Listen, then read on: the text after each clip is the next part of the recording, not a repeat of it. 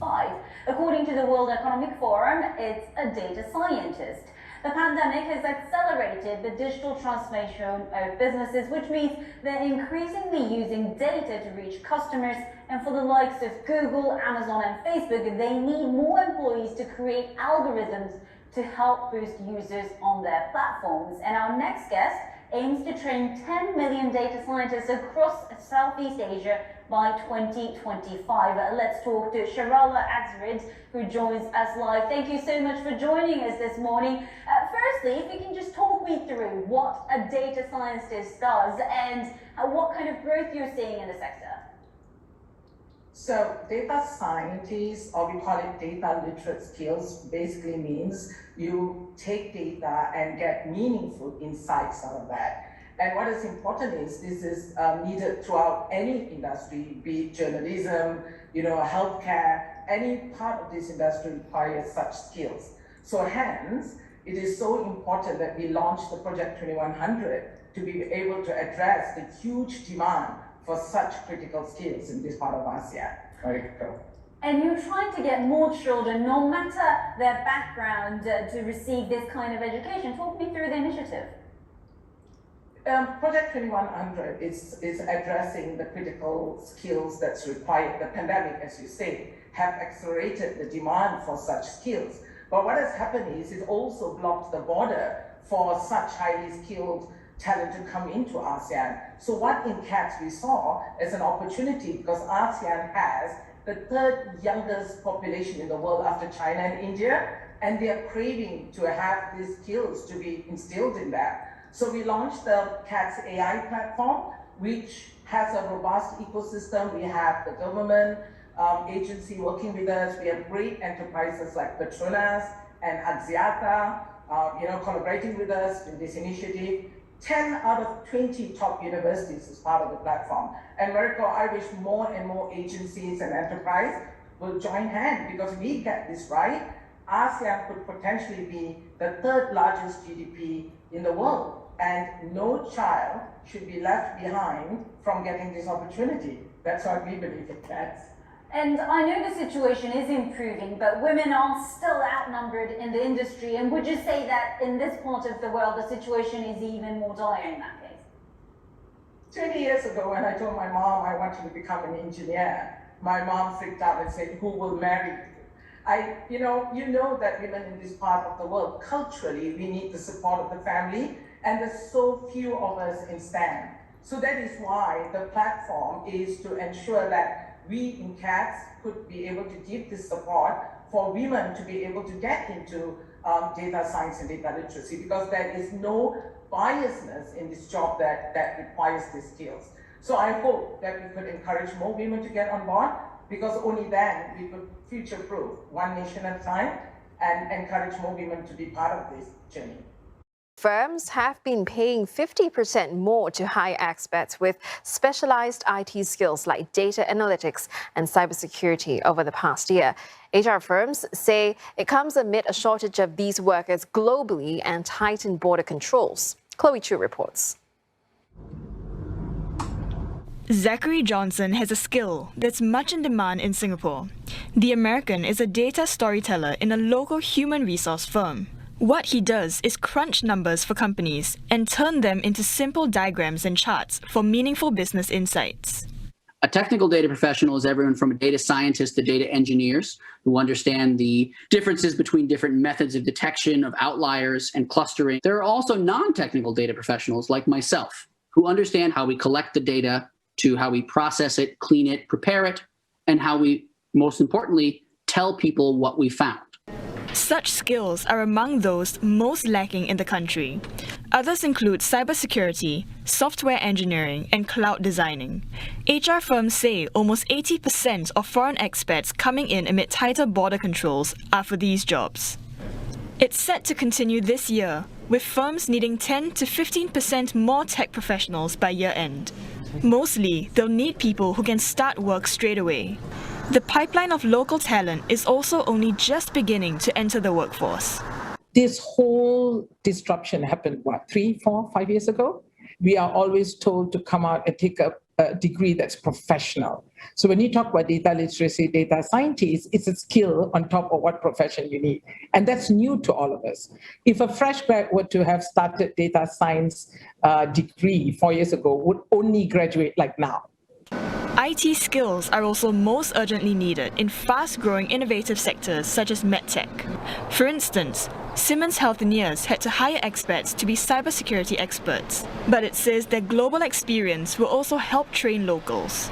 They move into Singapore, there's a lot of knowledge sharings that they have brought across to our team member and also to our clients as well. So we see this as an important knowledge exchange, and we see this as an important way to accelerate the maturity of our local talent as well as the market here. By 2025, Amazon Web Services estimates that Singapore will need about 100,000 data scientists and 1.2 million workers in the digital field. Firms are confident that the skills gap will narrow even more by then. That's your business update for now. Back to you, Steve.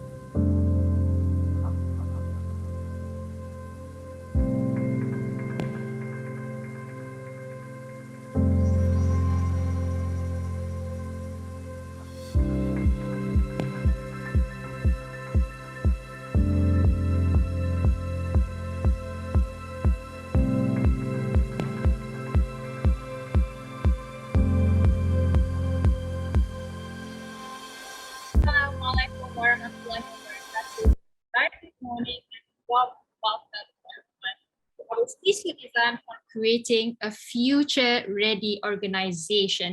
Distinguished guests, ladies and gentlemen, I am Krishnan from the Center of Applied Data Science, and I will be your MC for the day. Welcoming Gilbert Bennett Lance Roy, the Chief Operation Officer of Center of Applied Data Science, Pacha Krishnan, the Chief Commercial Officer, ASEAN, Faro Abdul Khalid, Chief Customer Experience Officer, and Limjo Weng, Chief Product Officer of the Center of Applied Data Science.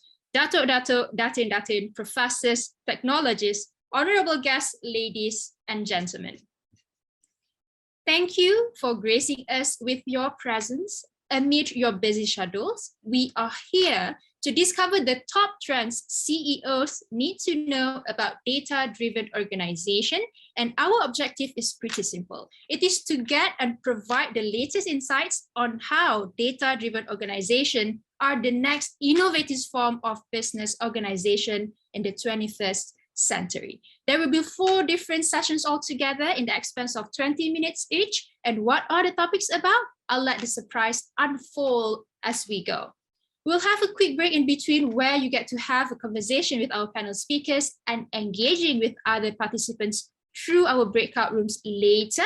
And just a little housekeeping before we begin. Please ensure that you are muted during the presentation, and it would be lovely if you can on your video and accompany us here. And we do welcome questions throughout the sessions later. So if you have any questions or insights at all, if you want to share, and you can put it in the chat box and we'll bring it up to the attentions of the speakers. Without further ado, ladies and gentlemen, please join us to give a warm welcome to Mr. Pacha Krishnan, our Chief Commercial Officer ASEAN from CADS, to officiate the event with opening remarks. Good morning, Dato, Datin, professors, doctor technologists, ladies and gentlemen. My name is Pacha and I'm from CADS.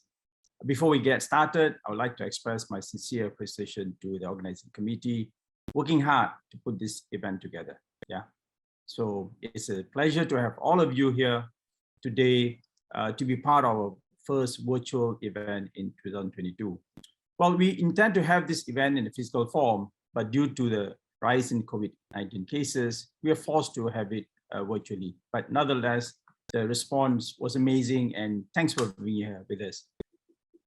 The title and the focus of today's event is on digital and data transformation, which I think is very apt because we thought such transformation should be implemented within like next 5 to 7 years ahead, but it's now needed to be implemented within months, weeks, if not days, says McKinsey & Co.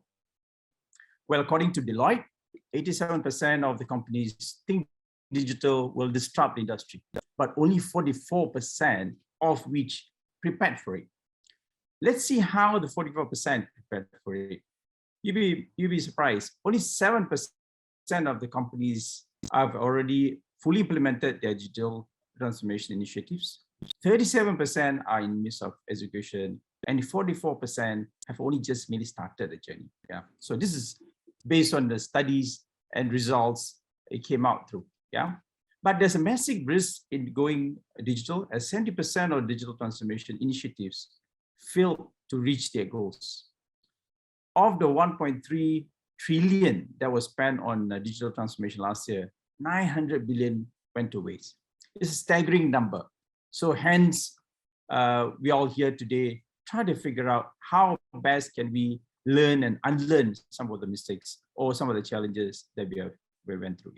Yet, according to Statista, companies are even doubling down their investment in digital transformation till 2024. Well, let me quickly highlight the purpose of the event. The purpose of the event today is to bring all industry leaders to share great stories together, to learn from each other through sharing of best practices as we embark on the new ways of working. We have lined up a series of interesting topics that will benefit everyone. This event is a half-day session, and rest assured, it's all about learning and learning in a fun way. I would suggest that you ask as much as questions as possible and engage in discussion with to collectively learn and share knowledge and insights. Before I hand it back to Husna, our MC for today, I would like to end my speech by thanking all of you again for attending today's virtual event. I would highly encourage all of you to ask questions, as mentioned earlier, engage in conversation with fellow presenters. Should you need any assistance during the session, feel free to reach out to the committee members or MC. We'll be happy to help you. Again, thank you and do enjoy the program. Back to you, Husna. Thank you, Pacha. And of course, we welcome all of you again. So here's where the session is getting interesting. We will hear the insights from our panel speakers for today addressing different topics, all right? And since the pandemic 2 years ago, I believe there's a lot of innovation and a lot of changes in our approach at all levels. We will start our session today to understand how data would spark innovation. And for that, let me share a brief introduction of our speaker. Our today's speaker, overlooking business operation in Malaysia, Thailand, Indonesia, and Singapore. And in addition to that, he is accountable for the strategic partnership portfolio, forming and managing relationships with EdTech partners, HRIS partners, and sponsors. And prior to joining us at CADS, he has over 26 years of consulting experience, focuses on managing M&A, restructuring initiative, reward strategies, corporate governance and board effectiveness, together with expatriate remuneration strategy, business development, and CEO and executive succession. During his work tenure as a senior client partner director with various top global consulting firms, such as PA Consulting Group, Hay Group, and Cornfay, he held and managed various portfolios, such as member of regional senior leadership team, country head of commercial, head of reward strategy, head of public sector management, and regional subject matter expert for transportation sector. As a consultant, our speaker involved in global and regional projects besides Malaysia and worked collaboratively with the clients, focusing on integrating organizations' idea into realistic actions, helping organizations design and implement frameworks and practices that encompass the full range of human capital initiatives. Not only that, at national level, our speaker was responsible to deliver nationwide study on SMEs HR maturity for national policymakers through strategic alliance with government agency and development of ministry KPI. During the inception of corporate governance guidelines in Malaysia, he was responsible to create a reference database for boards of directors of Malaysia's company through partnership with National Corporate Governance Institute in 2002. I agree with you, Satya. It's a very impressive resume. For that, now let us all welcome the CADS Chief Commercial Officer ASEAN, again, Mr. Pacha Krishnan, to share with us on how does data spark innovation further. The stage is yours, Mr. Pacha. Thank you, Husna. Apologies for such a long intro. Bear with me. With that, can I have the slides, Nazri? So what are we going to cover as a topic goes? What are top trends? And literally, how could we learn one or two things? Yeah. So to take it away, allow me to start with why organization today needs digital transformation. Why can't we do without it? What's the cost of doing something of that nature, and what's the cost of doing something of that nature? Yeah. Allow me to take you through a simple example of which everyone can relate to. Yeah. So all of us probably start off in a vinyl record, or could be some of the generation start off probably CD. But if you notice, if you aware, vinyl records lasted for 100 years. Yeah. Cassette era lasted for 50 years. Then came CDs that lasted for 25 years. Then soon after that, MP3 download lasted for 15 years. And if you look at the numbers of years, some of the technology doesn't last very long. It's very much of a descending to a large extent from a trend standpoint. At the present time, music streaming seem to be a thing. I don't know what's going to be the future. It could be offline streaming, personal automatic editor, and so on and so forth. So the learning from here is, with the changing times and evolution of businesses requires digital transformation and innovation to ensure survivability and sustainability. Without that, you're going to be left behind. When you left behind, chances are you can't stay competitive and you're out of business. That's a challenge. And if I can relate, the other example would be banks. Many of the banks are going through this as well. Moving forward, we may not even see physical branches with the whole disruption. Today, you see, you can buy even cars and motorbikes from Lazada and other platforms to a large extent. So all these disruptions will happen undoubtedly, but how apt are we in terms of that business to remain sustained? Yeah. With that in mind, can I have the next one slide, Najib? Well, what does it take to be a successful digital transformation? So we see the need to transform, but the thing is, what does it take to transform? Yeah, that's very important, because without that, we'll probably, like what people say, blind leading blind. So it's very important to know what it takes, especially we have came such a way where we can learn some of the mistakes and success factors that other organizations have done over the years. Next. All right, so the study shows of the companies that were surveyed, 84% of the digital transformation failed, not because of technology. Yeah, so often or not, many CEOs, I'm sure, figured out, okay, we get a set of software, get a set of tools and system and processes, voila, we are done. Yeah. But surprising thing is, that's not it.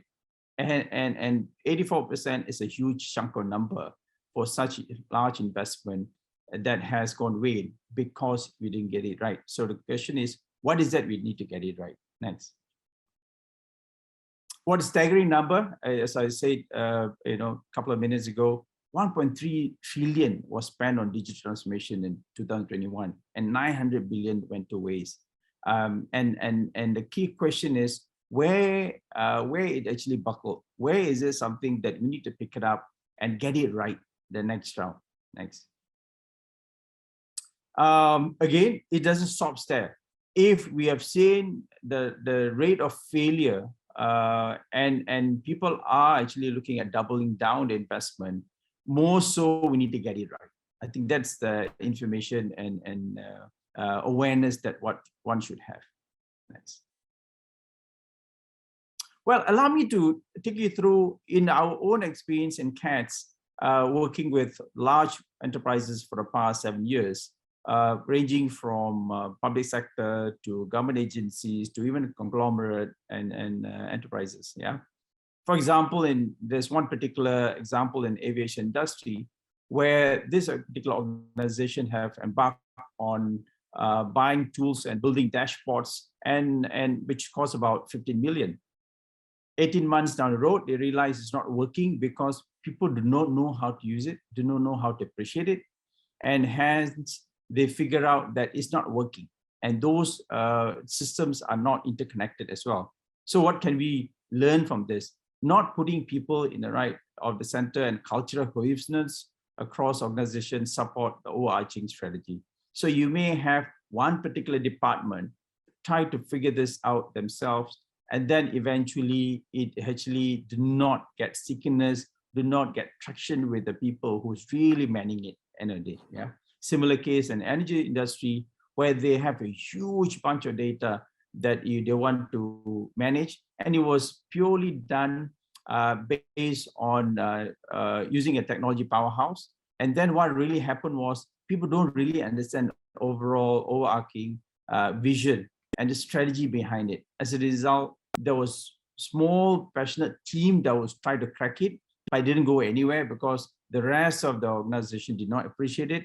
Neither the current culture allowed it. Yeah. And worst thing was there was no any blessing from the top team to make such changes. Yeah.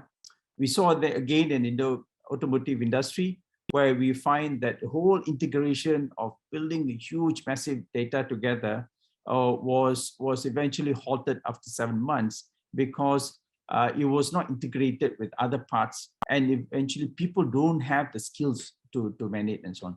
Again in manufacturing. So again, the common thing what we see here is that people is a center of the success or failure of some of this transformation. Next. Yeah.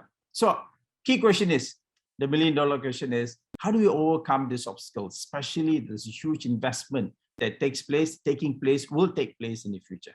Next. Well, I think based on Gartner's study, 16% that have successfully transformed hinges on 5 key drivers or 5 key critical success factors. First, drive change from the top. We're not expecting CEOs or C-suite to transform, become data scientists. That's not the whole intent, but able to appreciate the potential outcome, able to facilitate, and able to support and understand some basic data literacy skills. We're not talking about programming, but data story listening skills and so on and so forth. And therefore, organization alignment become critical, especially the N-1, N-0. That means CEO and direct for the CEO on digital business ambition and strategy. Without this, it's going to be those 84% that we've seen, chances of a department, a function of people coming together, hurdling, trying to create a change, but it's not going to go any further. So that is something that Gartner have indicated as a priority. Number 2 is that, do we know where we are before we move forward? This is where we talked about the whole assessment organizational readiness, digital business maturity and readiness. Because many times we tend to figure out a blueprint, and then the blueprint is very, very dry, as in it was a best practice driven and so on. It's nothing to do with your own situation and where you are today before you take the leap forward. There's a concept called creative tension, because the creative tension is where you want to go and where you are. If it's too far-fetched, the tension is too much until it's not doable. You will just break. It's like a rubber band, you know. So you need to make sure you know where you are, and you can take the baby steps required and then accelerate based on where you are and plan forward where you want to go. Yeah. And the third one is actually focus on creating data cultural. This is one of those things. Again, I'll share with you some of the insights in the coming slides, but this is very, very important. We are working right now with an organization where first thing first is a large GLC. They started with creating the foundation of inculcating certain simple skills that cut across, even including the clerks and metermen and so on and so forth. Yeah, the data culture is very, very important. Data culture means everybody understands, speaks, and practice data-oriented discussion and decisions. The other thing, fourth one, again and again, put people first. Yeah, today we have seen in places we have worked where before the technology investment took place, before any implementation of technology, people are being skilled with the right skills and competencies, and therefore they can decide the right technology moving forward, either to buy it or even build it for that matter. And number 6 is very important. Often now we have a blueprint, we don't establish how the measure of success look like. So therefore establishing the right KPI seems to be key, and it's been agreed by the Gartner as well. Yeah, next. Again, another data for your reference, according to McKinsey & Co., they have mentioned a couple of things that's very, very critical that made organization a success. One, I think they said very clearly, offers a leadership program across the focus on the cross-functional team. So you have leaders that to be trained on a sufficient and relevant skills and across the cross-functional team as well. So you don't limit to just finding certain set of data professional and hope to create magic. Yeah. Identify skills required to deliver digital products and services.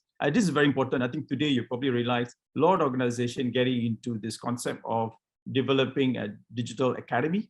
And this is all about making sure, figure out what is skills of the future, and then assess people on that skill, identify the gap, and figure out the right training. That brings about the third, which is a quantifies gap and learning. That means what are the skill gap? And the last one is actually many times we have it as a concept of TNA, training need analysis. Very little that we have seen people are doing it, because simply it takes a lot of time, especially the lot of time times thousands of people in the organization makes it very difficult. Even one who would want to do it probably take 3 years before they embark on the training itself. So, but then again, this is a critical area according to McKinsey that has to be taken place in to ensure the effectiveness. Next. Well, let's. I mean, we have heard too much of can't be done or it's difficult and so on. Let's figure out how to do this a bit more seamless way. Yeah, paving the success. Thanks. Next.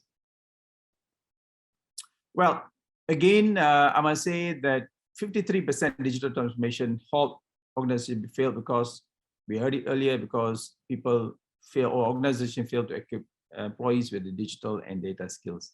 And interesting enough, in our own home ground, MDEC Digital Talent Survey last year revealed that 85% of the companies surveyed recognized the need to reskill the employees on a couple of areas, and data analytics, one of the key that was highlighted. The question is, so today, when you look at this perspective, it's not just training for training or training as a reward, but it's a training for making sure the organization survive moving forward.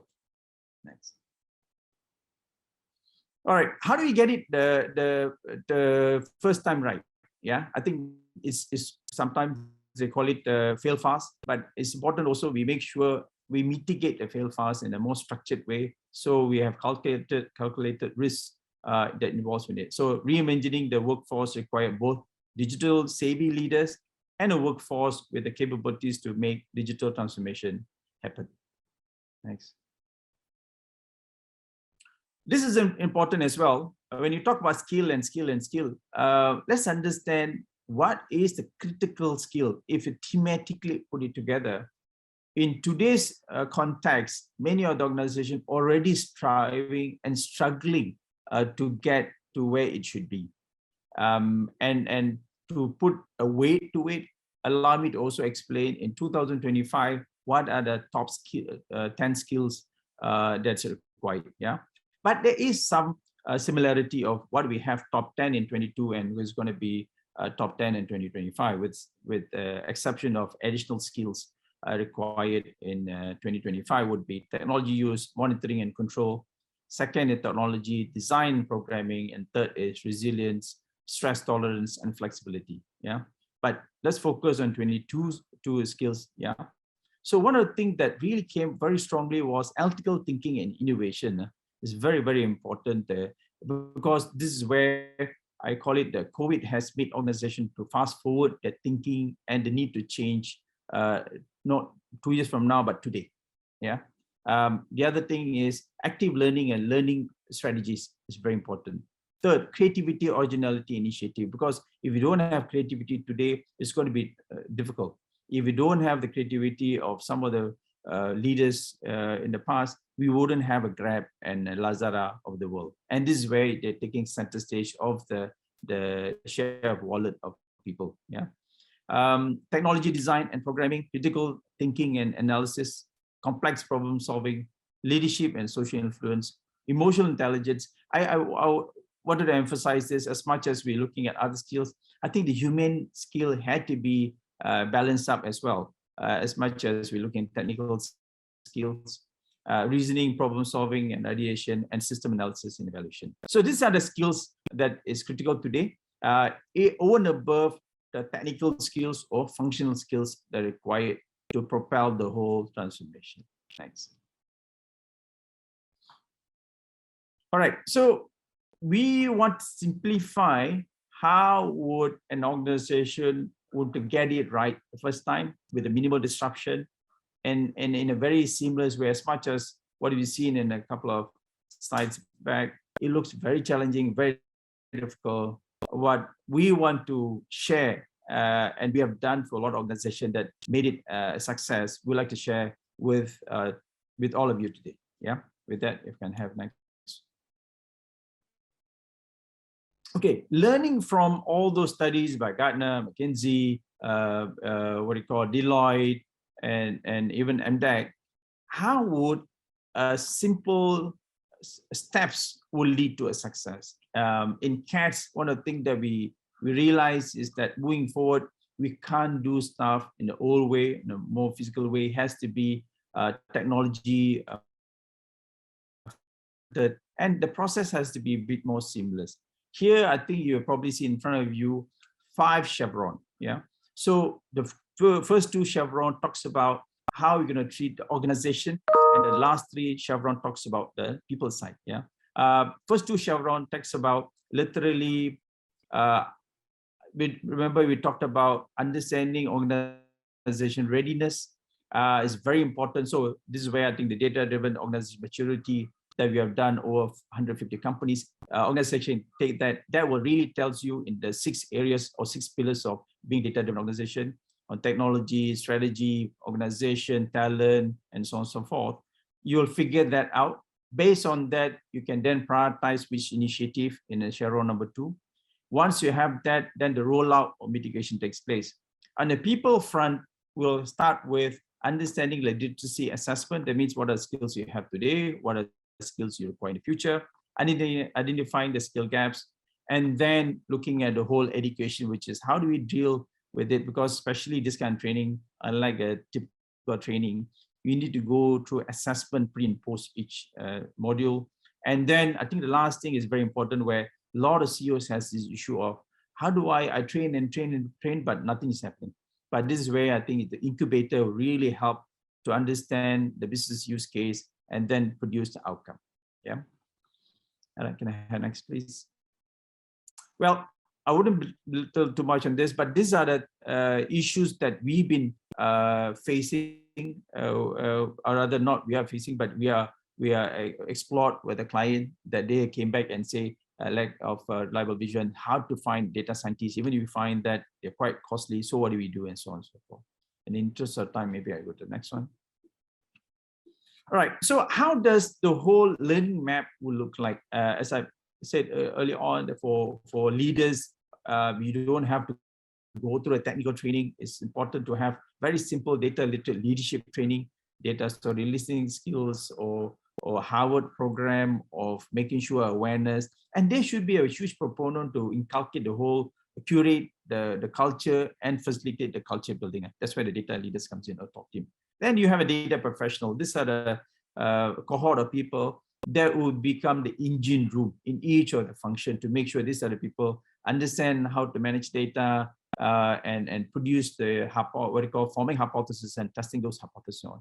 Then the rest of the people is very important for data citizen. That means this across everyone as form of data culture created. And this is nothing very technical. This is where the EDP and so on. Okay, next. Well, given the time, it's up. So quickly, I also want to close up to say, how would the whole success look like in a day? It's very important, because if there's no success, there's no outcome, very little CEOs will be thinking of even investing in it. Yeah. So end of the day, what you get, you probably have ecosystem tools rather than you have pockets of tools and sitting all over, which doesn't talk to each other. Most importantly, cost reduction or cost optimization, efficiency, upselling, cross-selling is very important. And of course, today, the race for market and share wallet is very important. Growth opportunities and brand value. This is where often not people tend to interchangeably use innovation and digital. But if you want, the outcome is actually innovation, and the throughput is actually the whole digital transformation. Yeah. With that, I'll end my speech, and I'm happy to take any questions you may have at this stage. Thank you, Mr. Pacha. There is two questions, and Mr. Satya gave his insight in the chat box, but perhaps you can address the first one. How does CADS help organization in their transformation journey? Yeah, I think a couple of things. I think before, often not, given my background as a consultant and CADS, we do the same as well, where it's easier to jump into solutioning. But what we do is we spend a bit more time trying to understand where's organization today, what's aspiration, and try to figure out and sitting down themselves with them and the top team from the DDO survey, figure out the gaps and how do you prioritize those gaps. We'll work in partnership with them. Similarly, with the individual, we'll figure out in terms of what is a cohort of people, how is their talent pyramid looks like. Talent pyramid means how many people that you need as a data engineer, how many people you need data professionals, and how many you need actually the baseline of awareness. And we'll figure out and we'll work towards meeting certain milestone as we go gradually. So it may take a 2 years journey, literally, but with the assisted CADS AI platform today, that has cut short into 6 months, which it can be driven internally by our organization. That's the beauty of it. Awesome. Yeah. Thank you, Mr. Pacha. Azlan here have another question, but perhaps before that, I would just love to read out what Mr. Satya has written earlier. So he said, for corporations to be successful in their digital transformation, corporation must understand the key issue that they are trying to solve with digitalization and digitization efforts. And what is the key issue today that can only be solved by both I mentioned earlier. So we shouldn't use FOMO as an excuse, only then the digitalization and digitization will be sustainable and able to withstand the test of time. I'm also drawn to the concept of addressing ESG issues with digital. All right, so now the question from Mr. Azlan here, can you give some insights in terms of starting a data ambition? Where would you put the structure of an organization to this? Is this strategic, financial, or something else? Mr. Pacha. Yeah, this is a very technical question, Azlan. It's a good question. Allow me to quickly give you the evolution. When we started 3 years ago, structurally, people don't really understand where is data and digital transformation. Often not, when you talk about digital transformation, naturally people think it's IT. So it ended up in IT. It wasn't really effective then. And then today it moved by itself to a department by itself, function self-reporting to the CEO. But I think it's very important. This is going to be the future. And then later part, it went into from a very functional setup to, I call it a hub and spoke model. Hub and spoke models, you have the function that resides reporting to the CEO that takes care of the whole policy, the whole blueprint, the infrastructure initiative, and so on. And you have the spokes professionals sitting in each of the functions helping to propel. So we also realized that parachuting in people fresh may be difficult from culturally and understanding where and how to get things. So reskilling people in existing each of the functionality helps a lot. So today you have a full-time person functionally doing something, but he or she can be also a data professional. So the hub and spoke model is the best, if you ask me, that worked well. And we have seen when we designed this for organization as well. Thank you, Mr. Pacha. All right, so I guess that will be the time for Mr. Pacha. But of course, for all of you who have questions and you would love to talk to Mr. Pacha, we'll have that slot for you guys during the networking session later. So after understanding how powerful data is, and as the saying goes, data is the new fuel. Right now, let's look into the dentsu journey towards becoming a data-driven organization and what it takes to be one. For that, I would like to invite our next speaker, you may guess who she is already, to share with us on the Telecom Malaysia journey with data-driven organization. Before that, let me share with you a brief introduction on who she is. So Rachel Ooi is currently the Chief Growth Officer and Mental Wellness Lead for dentsu International APAC. Rachel is a proud mother of 2 children and currently resides with her family in Singapore. And she is a widely regarded digital innovation and sustainability catalyst with strategic expertise on growth to scale in convergence and disruption. For the past 25 years, she has led growth and business transformation with Accenture as FMD, G Digital as GM, global and regional lead roles with Ericsson, NXP, Syngenta, WPP, and Deloitte. And she was honored with an International MBA Academic Excellence Award in 1989. She is also a certified NLP and practitioner and transformation coach. She mentors MBA and MBA cohorts in the top university in Singapore, NTU Nanyang Business School, on strategy project focused on digital and sustainability. With that, ladies and gentlemen, let us all together welcome Rachel Ooi, the Chief Growth Officer, dentsu Asia Pacific. The floor is yours. Thank you so much, Nisa. Good morning, everyone. It's my pleasure to be here. Excited to be living in such a time because we are living in such a pivotal time. And just a bit of history to add on. My first job was actually data scientist. That was back in 1996. And at that time, when I built the data science model, it was just, if you remember those times, it's basket analysis and neural network. But the neural network isn't like the one that we have reinvented in 2006 with a machine learning breakthrough by the University of Canada. So a bit of background there. So I'm very passionate about this topic. In fact, I saw some good comments on the chat. Yes, sustainability and digital comes together. And I'll share a little bit more about that later on. So today, for the next 20 minutes, I'll try to make it succinct. How Merkle has been acquired by dentsu to be data-driven, to completely transform not just dentsu, but dentsu clients forward. And the second part of 10 minutes, I share around the book I have written to be published called Unshaken. That's to address the skill sets we need and the heart and mind we need in this generation to really make a breakthrough. So let me, without further ado, just kickstart the first part of my sharing. Okay, next slide. So it's interesting that Merkle itself acquired by dentsu about 4 years ago. If you know, dentsu is the largest holding agency in the world. That we have about 60 odd over brands, and Merkle is one of the brand that that has been acquired to completely transform dentsu towards data-driven agency. And today we just not compete only with the traditional agencies like WPP Group, Omnicom, Publicis, and the traditional agencies, but we're actually competing also against Accenture, where I came from, Deloitte, where I spent some time in my earlier years of my data skills and strategy foundation, and also the consulting firms of the world, because data is so important. The companies looking for digital transformation needs to first start with data. Now, this is just a high-level blueprint of Merkle's footprint across the world, and we are to launch in Malaysia this year as well. So this is kind of pre-launch conversation with you, and we're looking forward to even engage further and more. Okay, the next slide.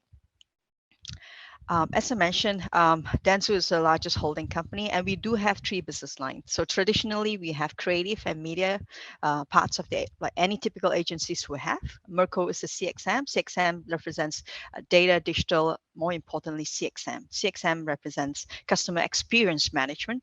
If you know where the world is going towards with Facebook and whole lots of the techies, immersion experience is the way to go, and CX, customer experience, is the transition before we get there.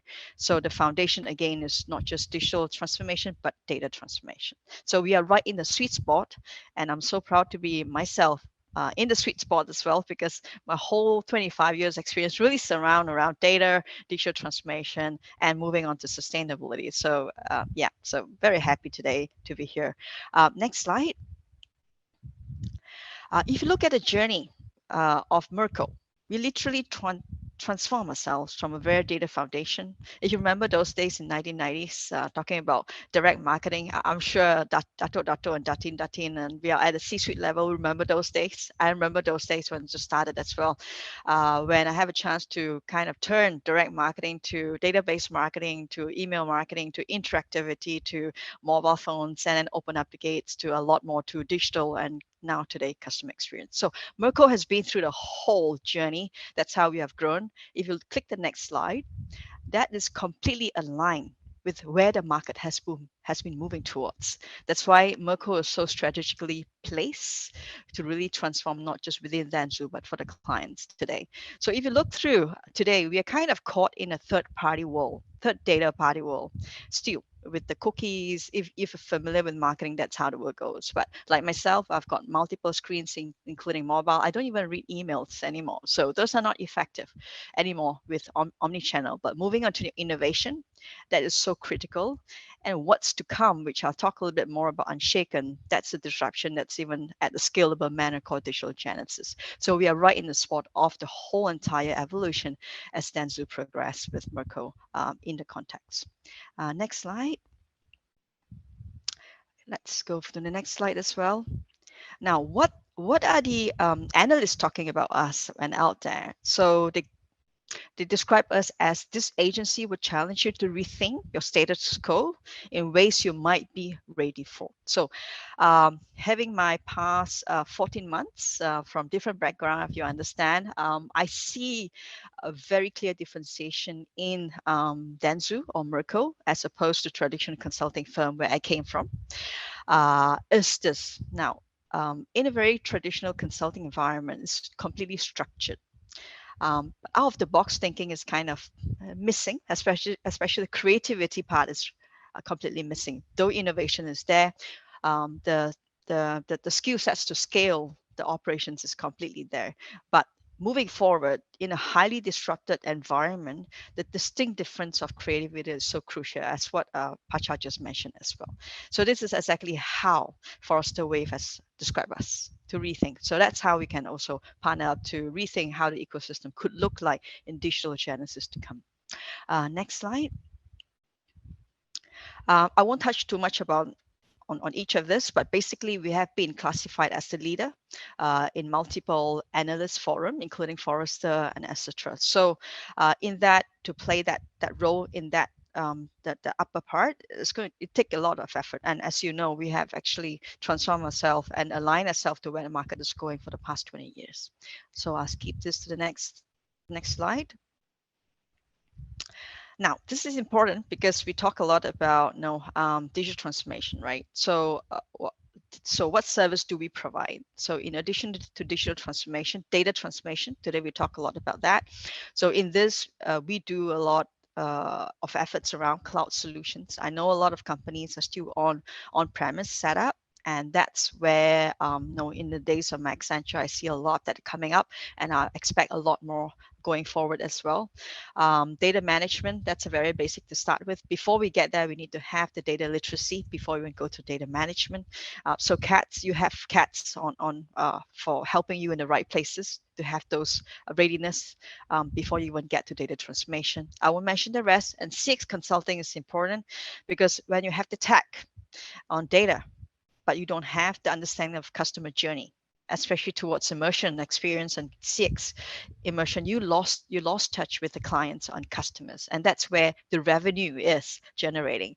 So the business case that we have, usually client coming to us, is not so much about how to lean up the structure, how to transform to be digital ready. It's more of how we tackle the market, how we take market share, how we increase growth, how we have recurring revenue through the existing customers we have. Can we continue to engage and have dialogue with them?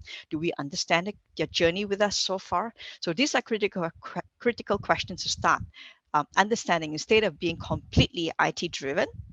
So that's a cautiousness that Pacha has called out earlier on as well. So the whole transformation is meant for growth. It's not meant to be an IT traditional project. That's not what digital transformation mean. So I just want to re-emphasize that point. So all of us got this. So these three components are equally important because the strategy will help you put your money at the right place and not overspend in the IT side, but tackling where the revenue is. The data transformation is important because those are the foundation. Without that, you don't have insights to connect with clients. And digital transformation is a blueprint, how you connect different functions, different people to make sense of the program that helps you enable your business. So that's kind of a succinct summary of this tree. Next slide. Again, when you break down to CX consulting, digital transformation, data transformation, that's cutting across different industry. So these are the industries we actually serve well. I won't spend time here. I think the next slide will show a good glimpse of who we serve. Just in APAC region itself, these are clients. We're typically good in retail and FMCG and tech. Retail commerce, digital commerce is a big play in there. Social commerce is coming next. The whole customer experience is huge there, especially during COVID time. There's no outlet, there's no branches. How do they reach out? That's when I see really a tipping point. I've not seen in my past 25 years of my experience, a tipping point of the connect with clients with digital on the front end part. And high tech is one of the strong one we have because the B2B has been traditional quite silo in the whole value chain and ecosystem. Having served in the B2B space in manufacturing myself as well, or Industry X, I've seen a complete disconnect. Besides supply chain, but to the downstream to connect with not just logistics, but B2B of the partners and the customers. That's why the B2B digitalization has kind of hyped up across the past 18 months during COVID time as well. So of course, not mentioning banking industry, that's continuous going up. In fact, I see insurance being more aggressive than banking today in this area of digital transformation. Telecom, utilities coming up. We see that ASEAN and Malaysia coming up. We have served Singtel and CS, and we have served BT in UK, and have served many multiple telcos. And I see the potential of telecom and to utilities coming together, in fact, in the sustainability context. Look, I won't spend too much time here. Just one thing to call out: service and education. This is huge. This is huge for us in Australia. Around 50% of our implementation of digital transformation with Adobe, one of our key partners, actually is to reshape the whole education system in Australia. So those are the latest for the past 12 months, I would say. Okay, let's move on to the next slide. Next slide. Now, today, that's why all of you are here, and so am I, right? So customer experience is no longer 20 years ago or 15 years ago when we talk about CRM. That's not customer experience. That's the very early days of digital marketing, if I can call it that way. So today, customer experience is now on every CEO's agenda. Now, if we don't catch up with that, it's hurting our revenue line, top line, growth line. So that's, I think, how we should start thinking about that. Doesn't mean that we start spending money on tech side, but be clear who your customers is, how you're raising against your competitors. Start from that thread with design thinking. Therefore, define where to focus on data transformation, because you can actually gain from the quick wins, low-hanging fruits from the data transformation, digital transformation. So that's the way I think you should go, or we should go, to be a lot more succinct, a lot more results-driven or outcome-driven. Next slide. We have learned also through our experience, companies that are experience-led have actually increased 1.6 times of the brand awareness, 1.7 times of customer retention, 1.6 times of customer satisfactions, and faster revenue growth, 1.4 at least. So that's not bad. So, so those who are leaders and champions, start think. I mean, I'm not here promoting us, but I've seen this happening to other clients. So I'm really encouraged with that outcome as well. Let's go on to the next slide. I won't touch on this. Let's go on to the next slide. I mean, this earlier slide is basically about share value of share value of the board actually goes up when we focus on CX. Next slide. I'll skip some of the slide and get to the core. Because those are important. This is important slide because we talk about, when we have data across a customer segment or your customer, how do we make an impact? So first of all, you can only understand your relationships with clients when you have clients or customers' identity. If you don't even have or even mapping who they are, how can you have a nurturing relationship for growth? You can't, right? So it starts from data, understanding what you have, how you can map out the relationship with customers. Do you know them? And then to define experience that you want them to go through. For myself, I don't like brands to bombard me with email marketing, with message. I won't respond, right? But if it's serving to my purpose and they really know what I need at the right time, and know that what delights me. If I'm delighted, I'll keep buying.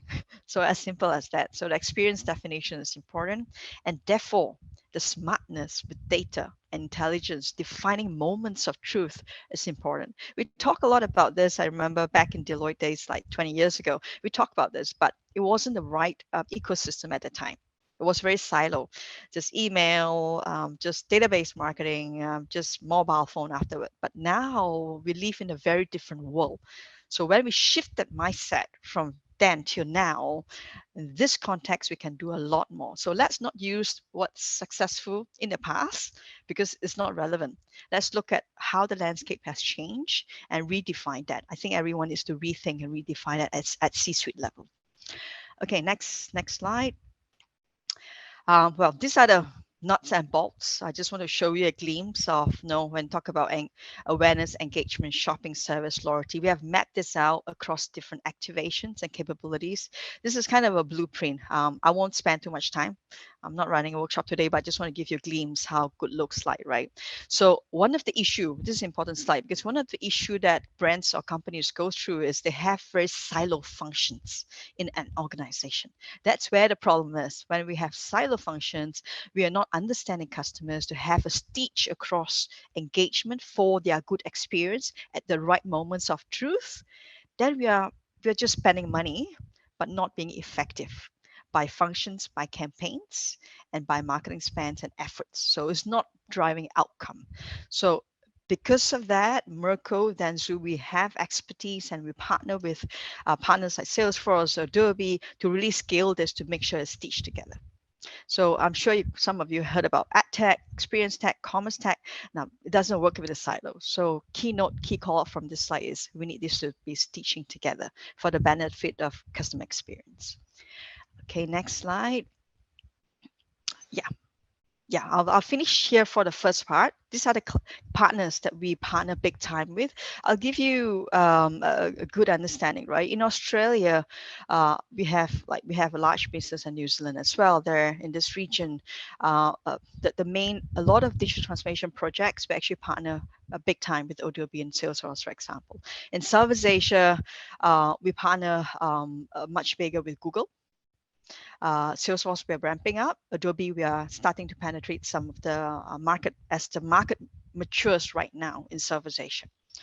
So that's kind of a glimpse of how we partner in the ecosystem to help scale, because to have a successful data transformation project or digital transformation project for the purpose of growth, not just that you need to stitch things together, I need to integrate together, but you need a scalable platform. So that drives outcome for multiplier results instead of a traditional POCs. Point of concept works to proving an idea to innovation, but it doesn't work. That's why many failures out there on digital transformation. So I'll end this first part of my presentation. I share the second part. If you go to the next slide. Okay, sorry. Let me end with this before I go to the next slide. Now, when I say customer experience transformation, is really equal to data transformation plus digital transformation. So a lot of us start with data. So you see a narrow view with data, because data provide narrow view, and that view wouldn't be meaningful unless you understand what's the end goal is. So it's important that you start in the right place, but also important to have the big picture of customer experience that's driving growth and revenue. Then data transformation, digital transformation become meaningful and become one to serve the purpose of your business and growth.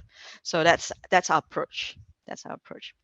Okay, now I think we are on to the next part, which I'm completely very passionate about. I'll skip this. And Merkle is completely committed to DI, and because of where the future holds, I am very passionate. That's why I do also coaching and mentoring for NTU on their EMBA program for years now, to focus on digital, not just digital, but also sustainability. This is a passion of my life. I pulled together 25 years of experience and talent and understanding, coining the term core digital genesis, which I believe we are right in the midst of transition, especially after COVID. Thanks to COVID, it's a good trigger. The whole world go crazy about digital transformation, but I think we are right at the crux in the greatest transition towards digital genesis. Digital genesis means AI-enabled circular economy that is people-centric and cloud scale. So that's the definition for digital genesis. So the subtitle of this book is To Unleash Your Superpowers to Thrive Purposefully. Now, this is actually for the emerging leaders, and I know we are all Dato, Datins, C-suite, but the generation that's going to rise up to help us be effective, to transform, to fit for purpose in digital genesis is really the millennials leaders. And as I'm not millennial, so I can speak like all of us here. So we are accounted to help them not just realize their full potential, but to encourage them to step up, to drive that momentum. Why I tell you this book is called Unshaken. We are all trapped in a fast pace of digital transformation, so much so that if you heard about technology singularity, Elon Musk talked about that. Everyone talks, well, Stephen Hawking talked about that before he passed. He thinks that's only 20 years or less left behind for us. And some of us trying to catch up because of FOMO. Some of us catching up because we think we are left behind if we don't. But the real reality is the technology growth is at an exponential rate. But we human have been growing in a linear way. So we got to start understanding how we can uncover our superpowers to grow in a non-linear way. So Unshaken, I've written for that purpose. Quickly, just like 1 minute.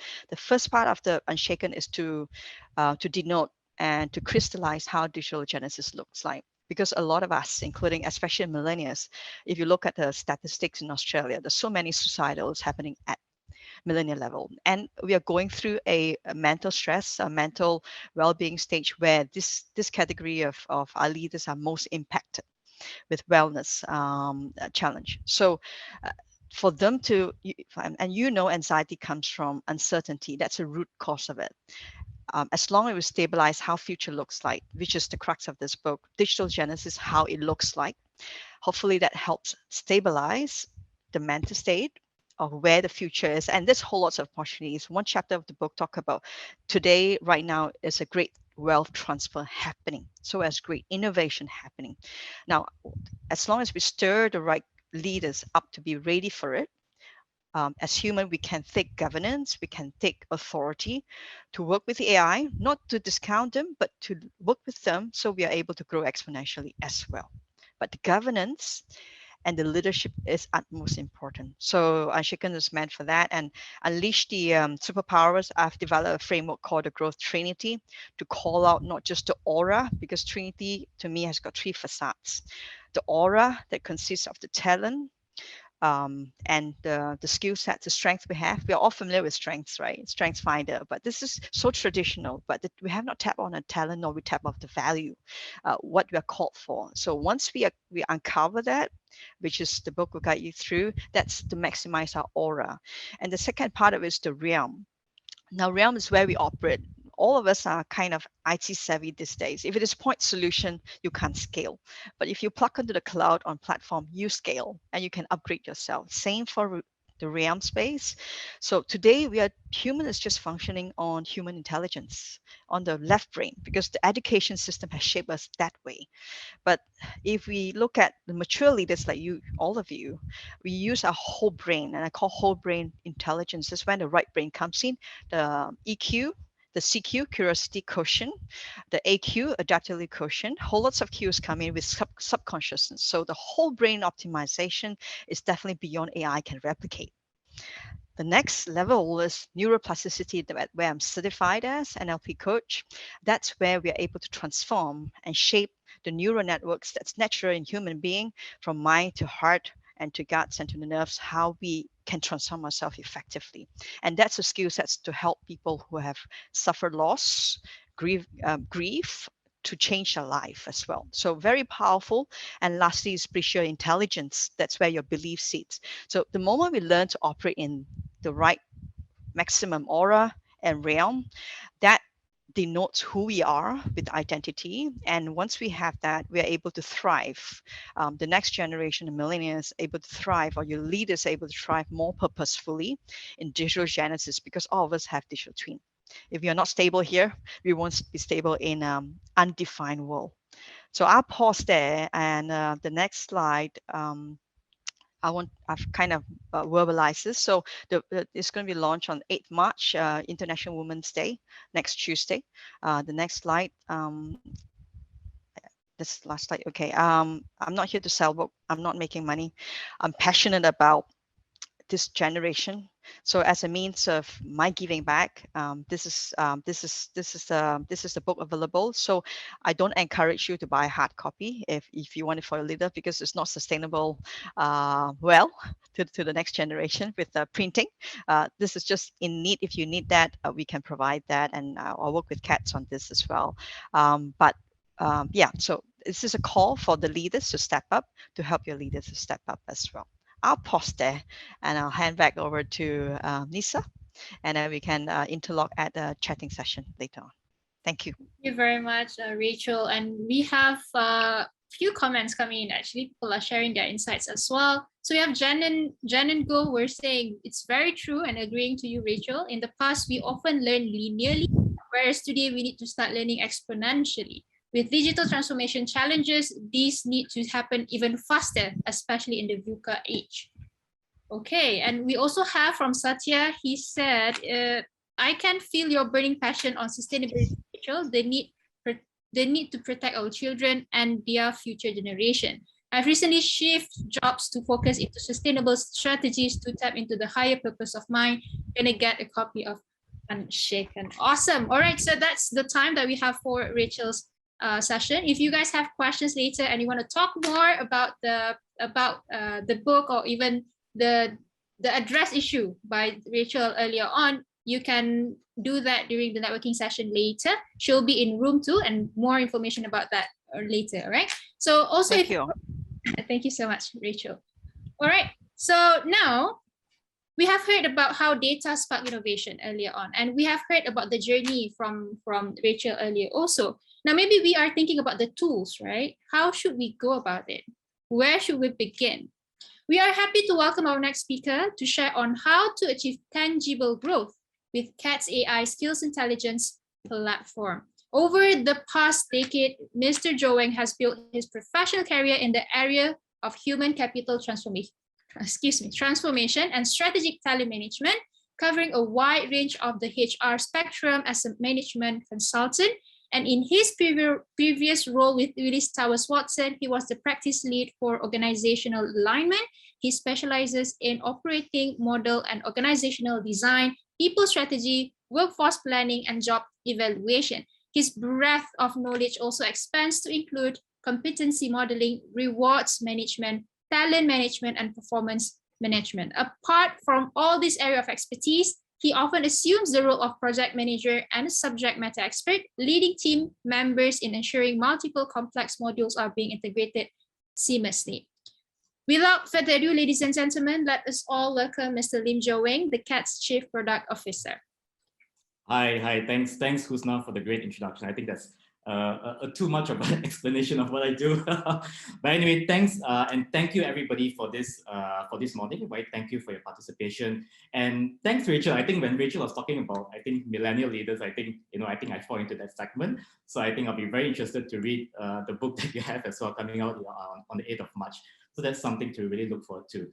So the session for today, for me, it's really simple, right? I think this is something that is an element that a lot of leaders really pay attention to, and it's something that will drive the success of any of your projects or strategy, right? So what I would really want to talk about today is really around the whole idea of implementation, right?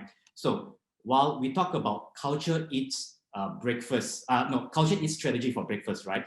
We often also think about execution eating strategy for lunch, because it is very important that you have a clear and succinct plan for execution. Otherwise, even if you have a pretty blueprint, a pretty strategy, it's all going to fizzle down if you do not have the right execution, right? So even studies by McKinsey as well as INSEAD says that 70% of change efforts typically fall short because of struggles in strategy execution, right? So even in my days when I was a management consultant as well, we always do blueprints for clients, frameworks, day in and day out. But after a couple of years, we come back to the same blueprint again. We are still fixing the same thing, right?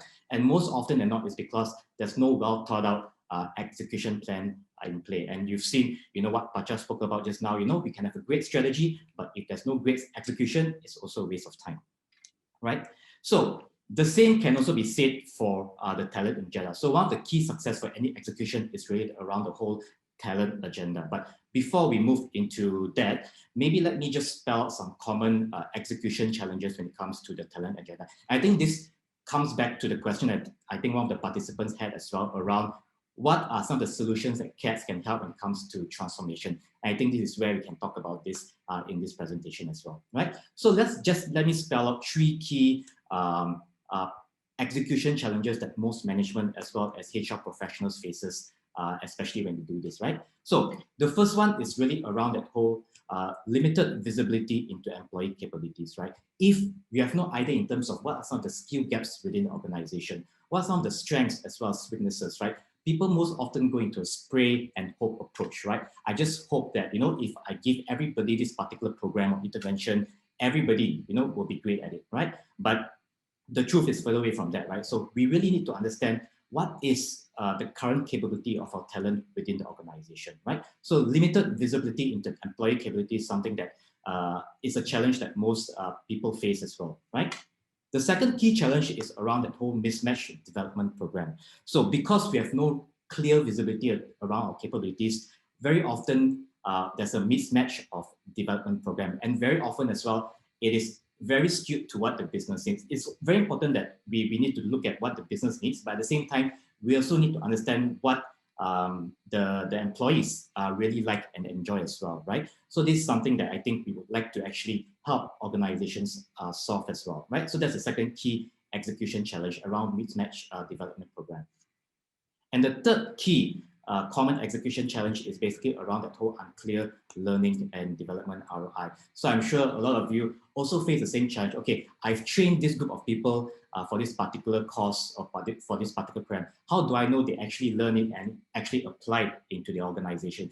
Does it bring benefit to the organization, right? So the thing is, sometimes the way we actually build our KPI does not really encourage this kind of tracking mechanism as well, right? So these are some of the key common challenges that most organization faces. And what is the real reason? Because at the end of the day, is because we lack the right talent data to make informed decisions around the whole talent intervention and talent development, right? So this is where CADS come into the picture, right? You've seen many times that CADS vision is to future-proof the world by improving data literacy as an economy for the workforce. But what does it really mean, right?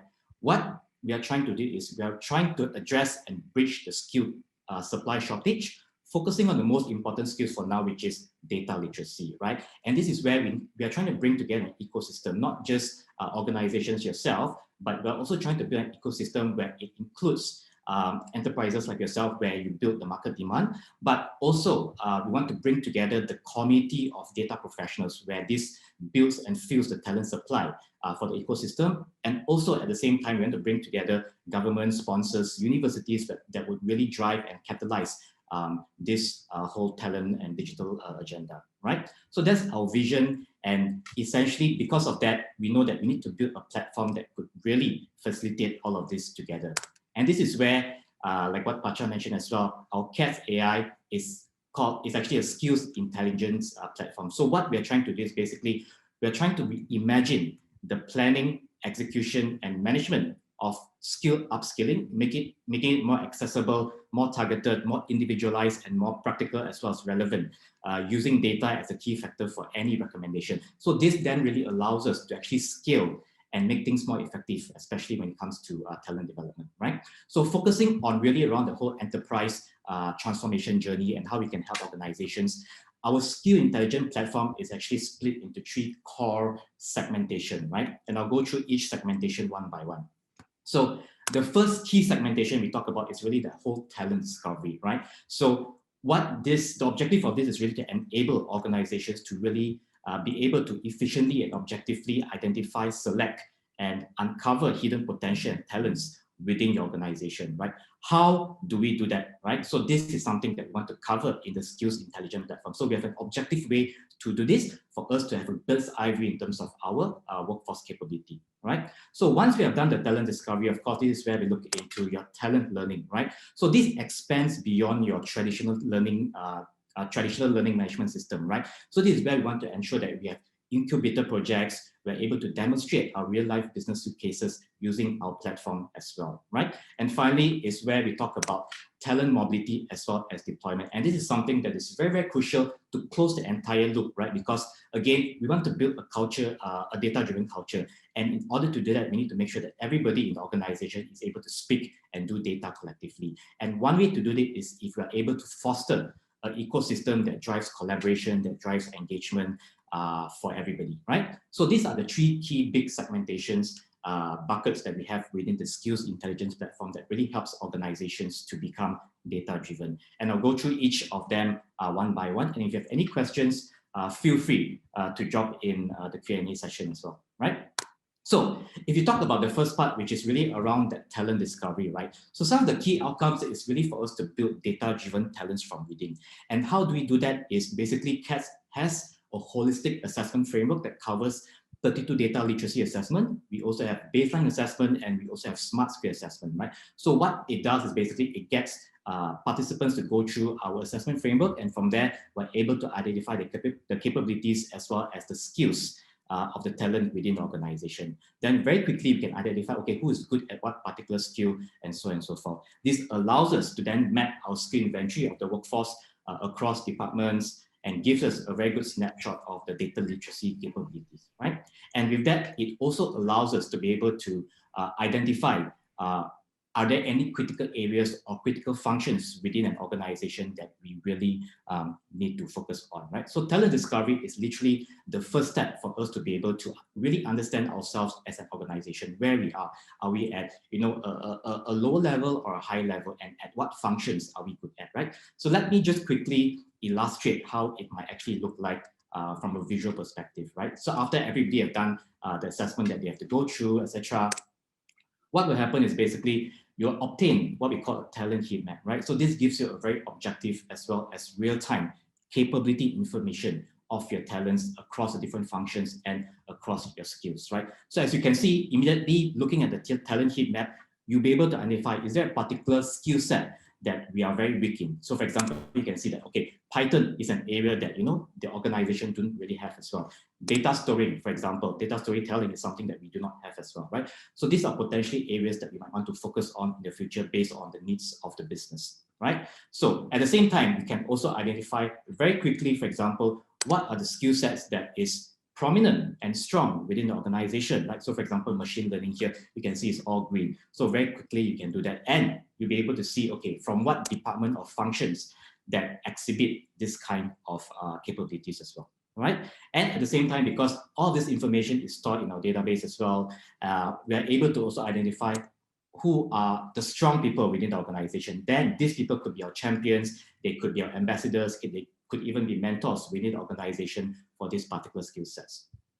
So this is in terms of the top. It also allows you to see people that are at the bottom. So these are people that has a larger skill gap, which we might need more intervention and so on and so forth, right? So by having this talent heat map, it gives the management, it gives the team very quickly a bird's eye view in terms of, are we even data literate in the first place, right? But of course, you first need to identify what kind of data literacy skills is very important for your organization, right? So with that, you are then able to provide the best talent recommendation and also development intervention that's necessary for the organization, which leads me to the second segment, which is around that whole talent learning, right? So let me just quickly check my time to see I still have time. Okay, just about 5 more minutes, right? So, all right, so the next part is really around that whole talent learning, right? So the talent learning is where we talk about how we can put people into an intervention that's more individualized as well as more targeted to what they need. So based on the assessment, what the platform and the feature does, it automatically recommends the right intervention for the individual based on the results of the assessment, right? Then of course you have your typical LMS functions. You're able to then monitor and measure the progress of your learning, and you have access to different training content and providers as well, right? So essentially, this will allow us to cater and individualize learning and upskilling decisions based on the data that we have, right? But more importantly, I think what we also really want to inculcate is around that notion that learning should also be symbiotic, right? It shouldn't just be one way. Just because the company needs this, I make sure that everybody takes this, right? It also should also cater to the needs and the interests of the organization. So for example, if you see this particular screen here, you can see that this particular learning path has to be recommended for this individual based on whatever skill assessment that this person has taken, right? So the associate enterprise data analyst has to be recommended for this individual. But if the individual clicks on a particular module or program, you'll see the different courses and also the different areas of training providers that can be offered as well, right?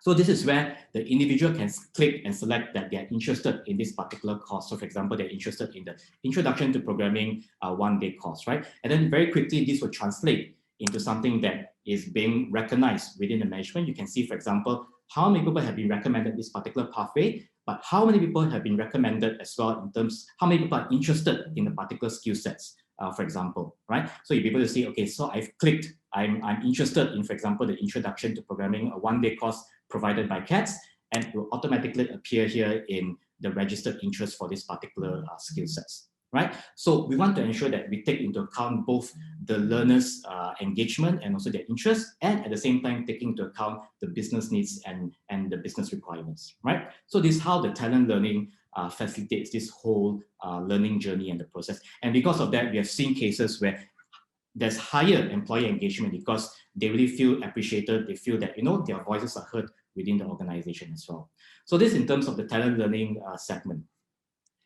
Then the third segment is where we talk around the whole talent mobility and deployment. So now, once we have all the information around the skills of our talent, what we have learned, now how do we really apply it to the organization? And this is where I really like this, because this is where we are trying to build an agile environment. We're trying to promote a skill-based talent movement and collaboration within the organization, right? So because of that, we are able to launch organization opportunities. We're able to post jobs. We're able to post projects based on the type of skills we require. So remember, we already have a database of our skills, right? We are through the assessment and through the learnings.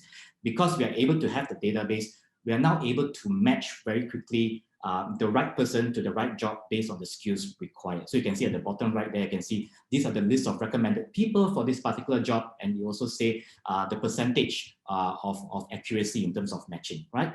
Not only that, it allows us to then mobilize our talents very, very quickly, because now we really know the capability of our talents within the organization. We can move people across functions, across departments, or even projects. So this really talks about the agility within the organization. And finally, it's really around that whole competitions as well as hackathons, because this is where we're going to break the silence, like what Rachel said as well, where we talk about innovation, we talk about functional collaboration. So these competitions and hackathons will really facilitate and encourage that kind of information sharing and also skill sharing and things like that, right? So just let me quickly address, just give you a snapshot of how the competition works. So you can actually post competitions within the organization, but something that you want, maybe the entire organization to work on. You are able to, for example, select the type of competitions you want, how long the contest is, all the participants, everything can be done via the platform. So the eligibility, the evaluation, downloading of materials, the requirements, question and answers, announcing the winners. So everything can be done via the platform when it comes to the competition as well. So this really facilitates a vibrant marketplace for your organization, right? So essentially, these are these three key big segments that really help. And if you guys want to really understand further, of course, we can have a separate discussion because there's more features to it. But I'm just giving you a snapshot of what the features does in terms of driving and helping organizations to become data literate, right? So finally, again, this is just a small portion of it, right? This is just a very, very beginning. It's a huge process when it comes to embarking on the data-driven journey, right? So I think we can move forward to build a future-ready nation that focuses on data literacy as well, right? So I'm just going to stop here, and I know it's a big topic, but if you have any questions, feel free to ask. Otherwise, you can just drop us an email after this as well. Thank you, Joe. We do have few comments and insights in the chat box here from RS. Okay, so many of the time it's just not talent development, but senior management is not sure how these skills will pivot the organization at scale. That's probably a gap, and many talents get frustrated and make their exit.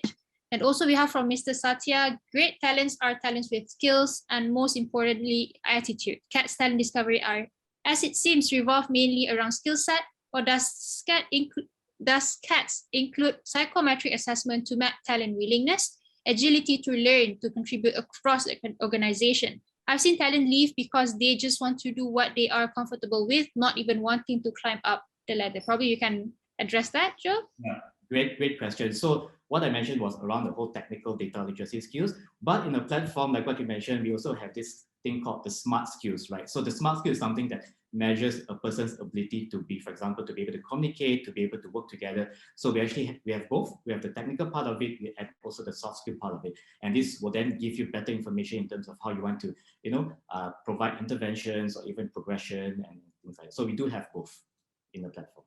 Yeah. There you go. We hope you answer your question, Mr. Satya. So for the statement that were given by RS earlier on, probably you guys can bring on this discussion in the networking session in the breakout room. So we are going to have a 20 minutes interval break, and we will continue our session at 11:40 now. And we do provide a virtual networking session for all of you, where you get to talk to our speakers respectively if you have any more further questions, and we will assign the room for you. The time given will be 20 minutes, like I said, and the room will be, room 1 will be the first speaker, Mr. Pacha, room 2 will be Ms. Rachel Ooi, and lastly, the room 3 would be Mr. Lim Jo Weng.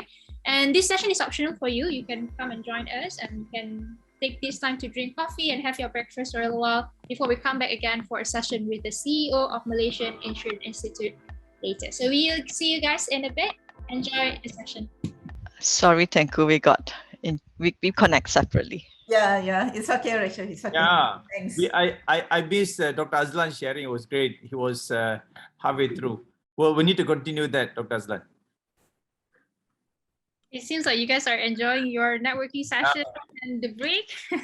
In sufficient time. Yeah, we'll do that. And of course, we hope that we could like host the whole day, but you know. Awesome. Welcome back, everyone. How are you guys feeling? Yeah. Refreshed after all the coffee breaks and the conversations in the group, I hope. Awesome. I see some thumbs up. Great.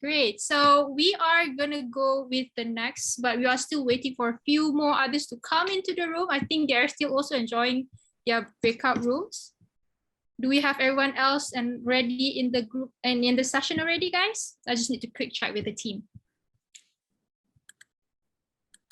I guess so. Yes, no? Great. Awesome. Great to see you, Shalini. Yeah. Hey, hi, Rachel. How was it? All okay? Yeah, I think we're having a party here. Excellent. I missed the party. I'm so sorry. No worries. Not too late. No worries. We still have the party still going on. Okay, very good. The best is always the last. No, oh my God. See, that's the pressure. Thank you so much, Rachel. Okay, guys, ladies and gentlemen, welcome back, everyone. I hope everyone enjoyed the break and the coffee refreshment, and also, you know, the little time that you have to network with each other.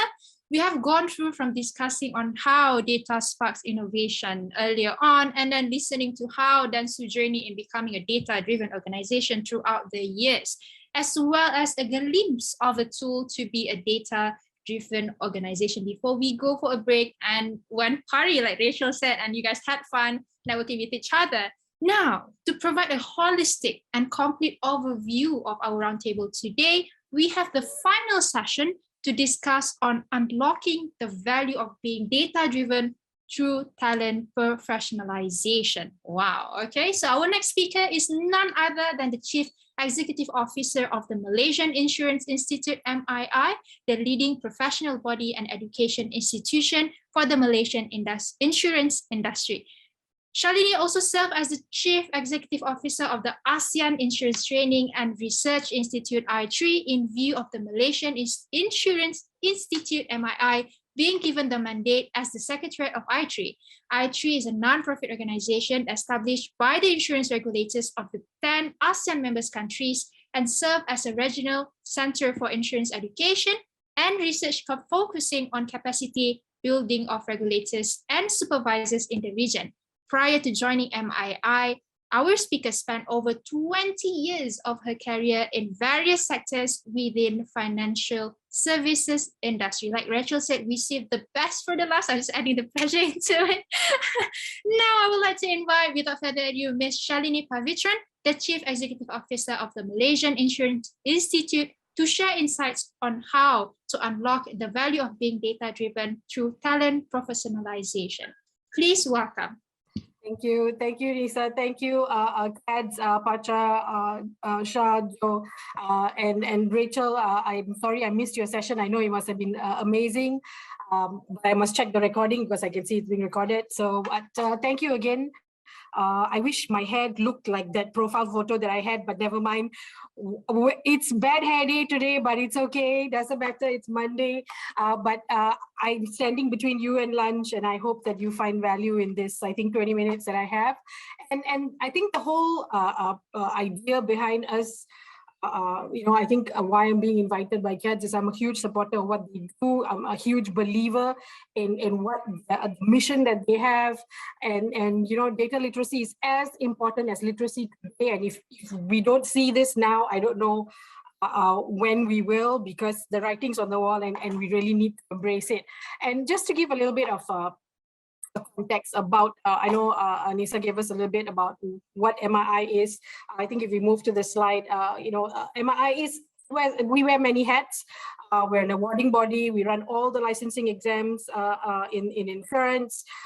We run all certifications. We're also a professional body, training provider, textbook developer. We bring communities of practice within insurance together. As I think Nisa mentioned as well, we are the Secretariat for the ASEAN Insurance Training and Research Institute. So MII looks after industry, professional development and capacity building, and A3 looks after the regulators' capacity building.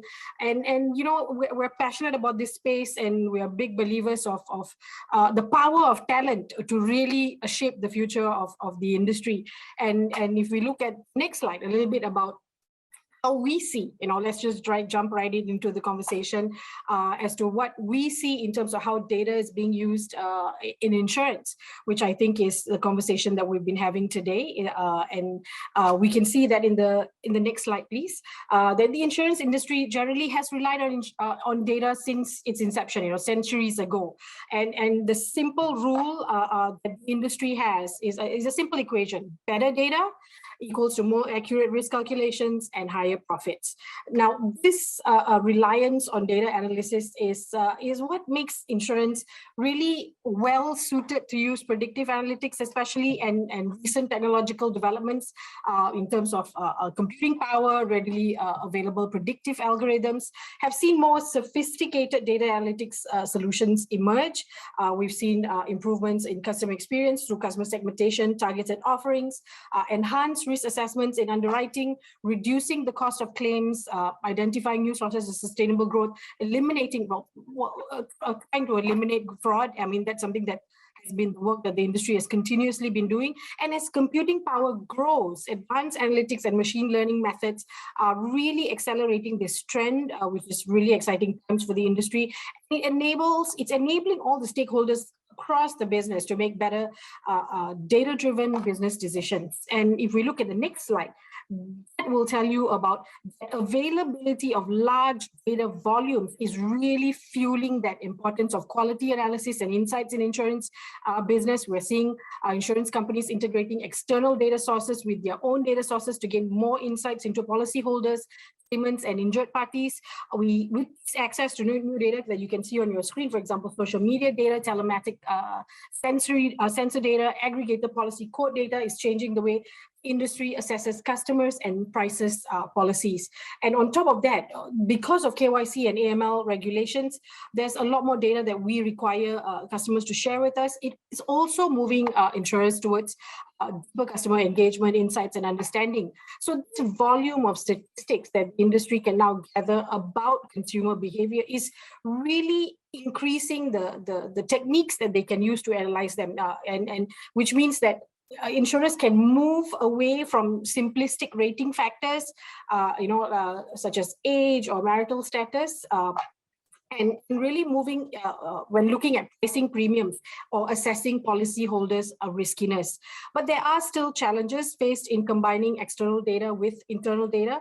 So if you see in this slide, you will see which are the areas that insurers are generally focusing on in terms of data science, which includes pricing, underwriting analytics, as well as customer relationship management. And the thing is, I mean, let's be honest, I think there's only so much that insurance can do.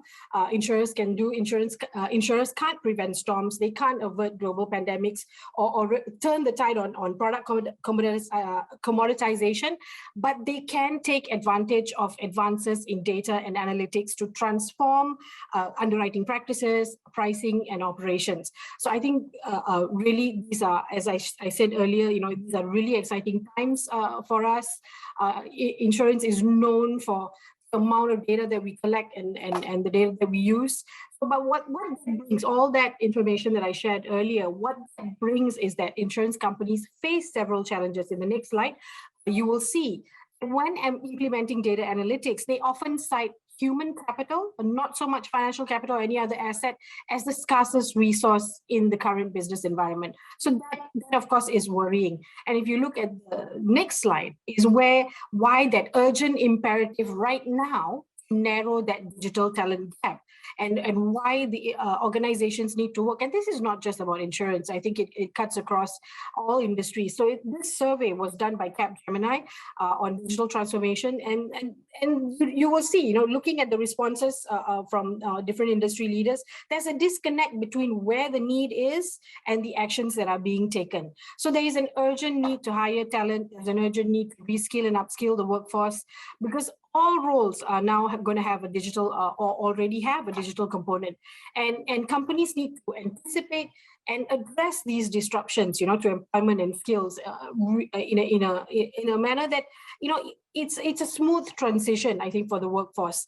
Now, if we look at the Future of Jobs report by the World Economic Forum, only 53% of chief CHROs actually who were surveyed said that they are, well, somewhat confident or reasonably confident regarding their own organization's workforce strategy to prepare for the shifts ahead. So there's work to be done, and you know, but there's a lot of help around, you know, there's CADS, there's us for the industry that are really looking at how can we support the industry in this area.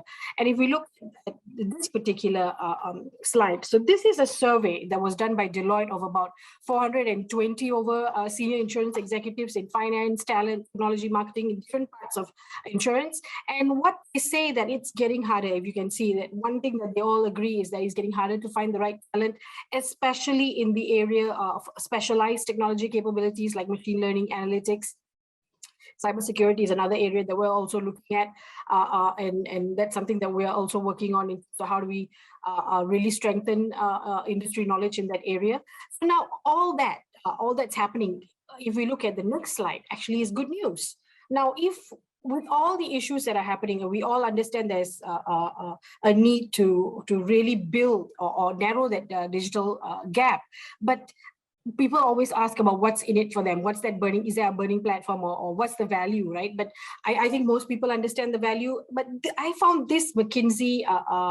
I attended a webinar, and I thought this sort of like a research that they had done had found that one of the things about hiring the right people with the right skill set really pays off. And in this report, which was last year's report, they found that economic performance in the stock in terms of stock performance, they found that they were 2.5% more likely to have tech-savvy CEOs, those that outperform.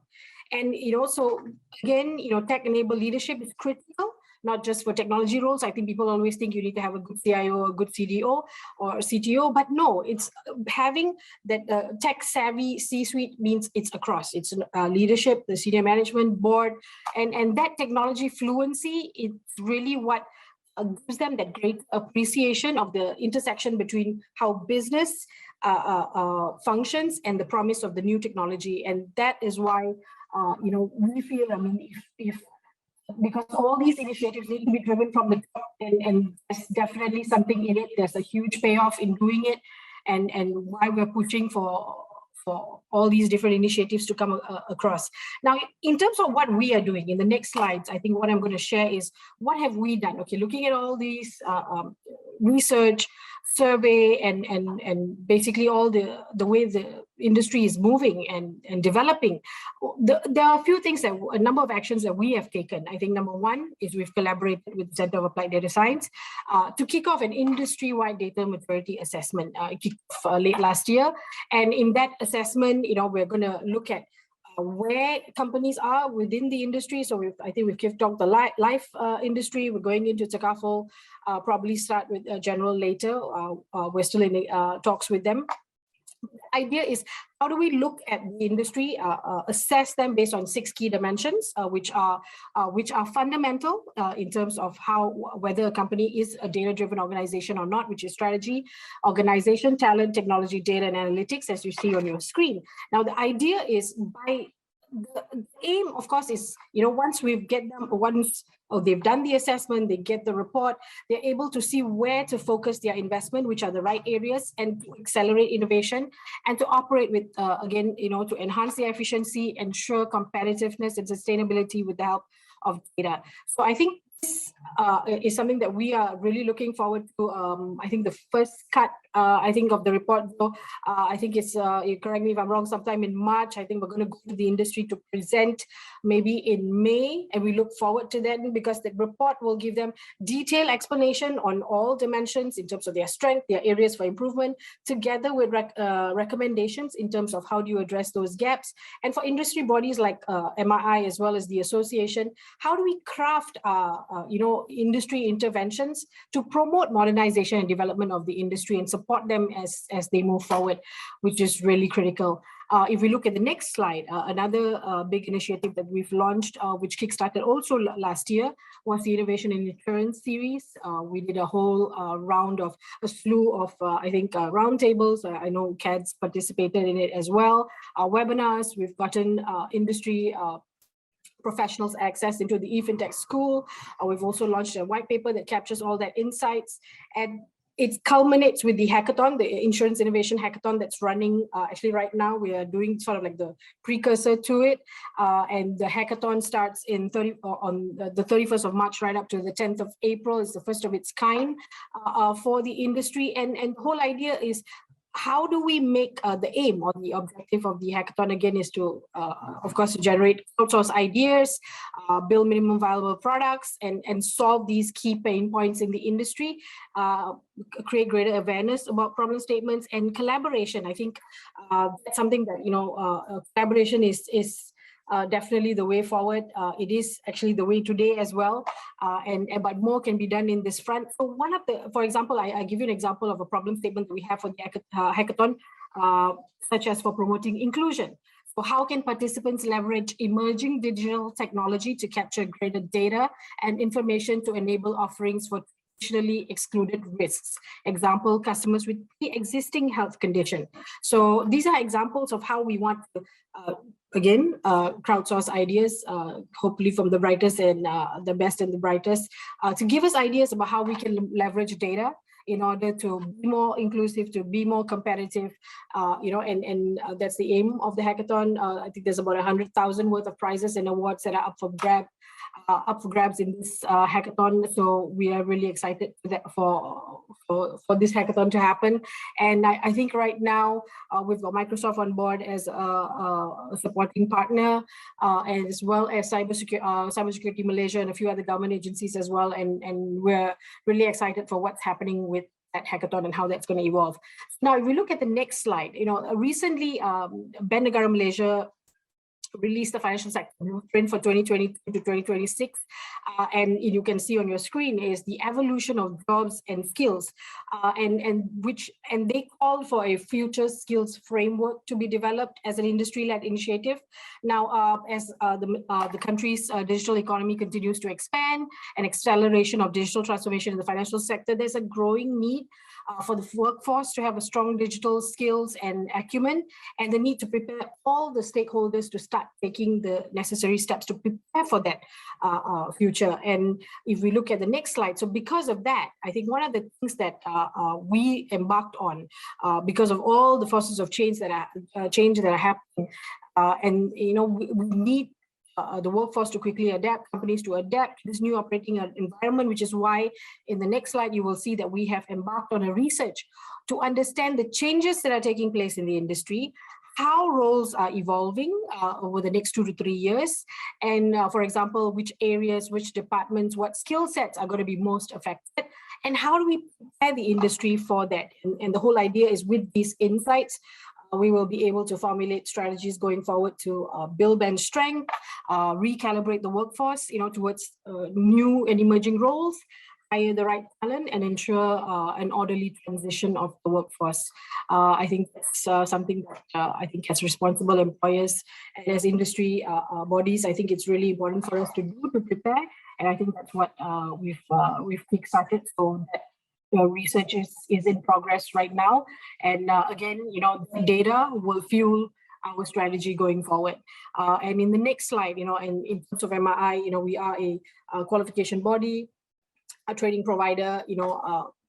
Financial sector is changing so rapidly, and because of that, anyone in this business, anyone in this sector must continuously learn new skills and remain relevant. to grasp, what's happening, the latest opportunities.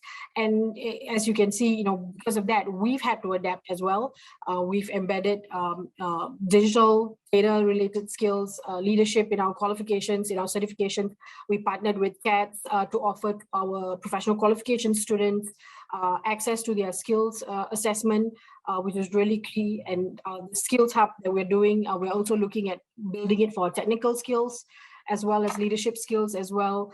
We've launched new professional certificate programs, but that's not all. I think we also got a new digital skills program for HR professionals, for example. So there's a lot happening in this space, and there's more to come. And these are really exciting times. And I'm excited, my team is excited, we are excited to partner with CADS for this, and I'm excited that we're having this conversation because only through these conversations can we really nurture great ideas, bring forward as a community to come to really set the stage for what's to come and plan for that future. And so that's what I have. And I know I think I was really fast.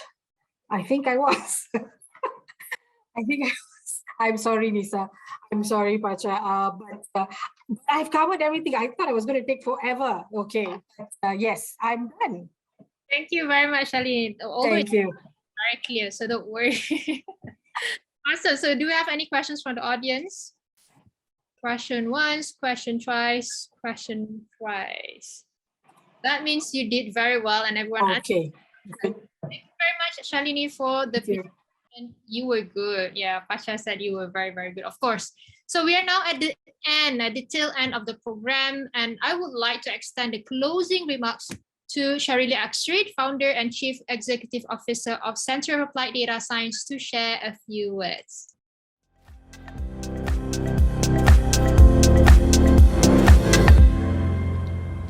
Good afternoon, everyone, fellow guests, friends, colleagues. Thank you so much for being here today and making this event a success. With the pandemic, and the numbers rising up, we all have taken our responsibility a little bit more seriously and having this activity done virtually. I would, of all people who know me knows that I would enjoy being there in person and having mingled with y'all and share real stories. But unfortunately, we aren't able to do that today. And hopefully in coming months, we should be able to have a catch up to be able to meet in person. The reason for us to want to do this breakfast talk is all about Industry 4.0 and digital transformation. We've been talking about this since 2013, 2014, 2015. And as of today, what has been really clear to everybody is, we should just stop talking about it. And a lot of you have stopped and started work. Now, the challenge is, why is there a struggle in this digital transformation? And I talk about digital transformation as digital/data transformation. If you have not understood this at this point in time, let me simplify this journey for everybody. Digital data transformation has 3 phases to it.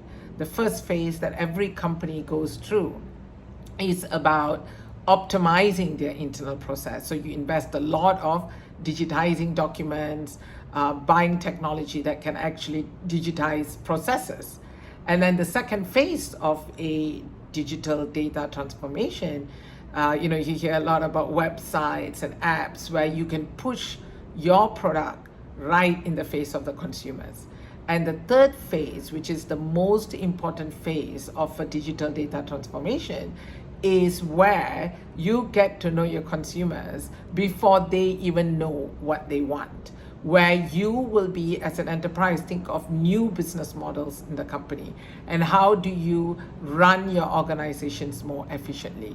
Unless and until you have finished the phase 3, this digital data-driven journey would not be a success. So that's where the organizations struggle. That recently Forbes and Gartner have put up stats saying that almost 80% of digital transformation is a failure. And that doesn't help our conversation today, but that's the main reason why we are having this breakfast talk. the main reason these transformation are not successful is not due to technology. It's about having the right skills.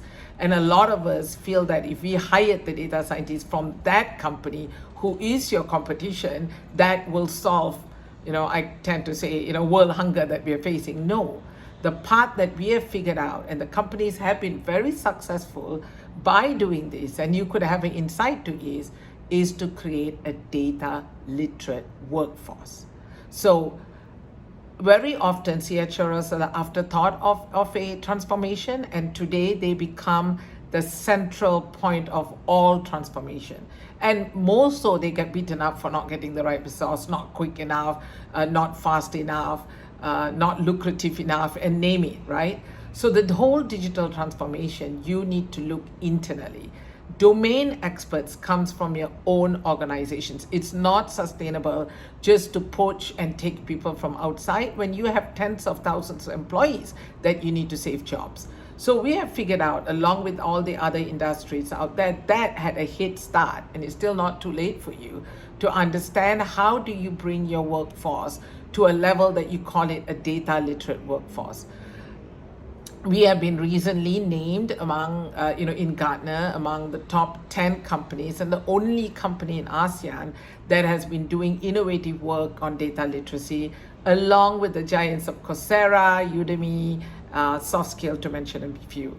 So if anybody has had that insight, I think we would have saved many years of not being able to do this digital transformation successfully.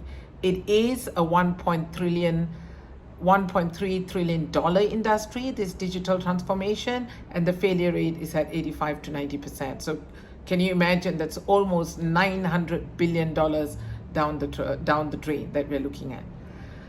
And a little bit about why did we start, why CADS is doing this. CADS is always driven by purpose. We started the company in 2015 driven by the purpose, the fact that I came from Malaysia, I worked in a local telecommunication company, I went to a local university. It was so important. How do we build a high skill nation for the 21st century? Now, when we talk about high skill, which means then high income, when we talk about high income, our GDP goes up. That gives a better life, better education, better healthcare for any individual that lives in this part of the world, and not only Malaysia, for ASEAN.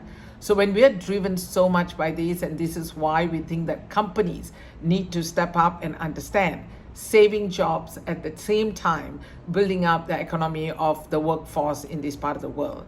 So we hope with our session today, we have managed to build that knowledge, managed to create that awareness, and we would like to do more. If you are at all in any situation that you have questions or you need answers, feel free to contact anybody in CADS or even me, anybody who knows me. If they drop me a note in LinkedIn, I'm quick in responding. We would love to, have a face-to-face session with you guys in the future. So with that, let's together future-proof a nation at a time. Thank you again for today.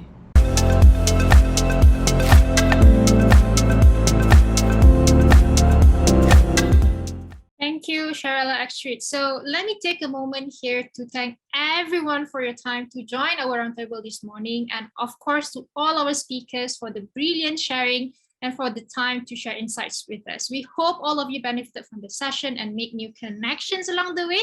We are more than happy to assist you, and especially for those of you who are interested to get Rachel's book, Unshaken, you can talk to the person who invite you to this session, or you can always email to us at engage@thecads.com. We will assist you on and tell you what's the process is like to get the book. So we would like to everyone to take part in the group photo session before we end the session. And in the meantime, we will have our link for feedback session in the chat box. You can share with us your feedback. What do you feel? And how do you benefit from the session in the chat box? Maybe you can share the link, and that's on our video, guys, and take a group photo before we end the space. Awesome. Hello, everyone. Okay, let's give, let me count to 5. 1, 2, 3. 4, 5. Okay, awesome. All right. So let's give the biggest smile of the day. 1, 2, 3, smile. One more, 1, 2, 3, smile. Awesome. That's about it, ladies and gentlemen. That concludes the end of our event for today. On behalf of CADS, I would love to thank all of you again for joining us and enjoy the lunch. Have a good day. Have a good week, everyone. Thank you all. Bye. Thank you all. Bye. Thank you, everyone.